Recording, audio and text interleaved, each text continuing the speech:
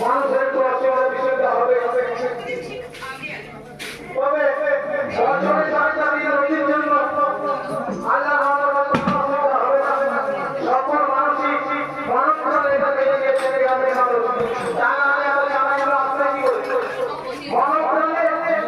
এই মালিকরা চাকরি রয়েছে বাড়িতে গ্রামের মানুষ নদীর জন্য আমাদের গেলে গেছে তাই তো জানা মনে পাঠাচ্ছে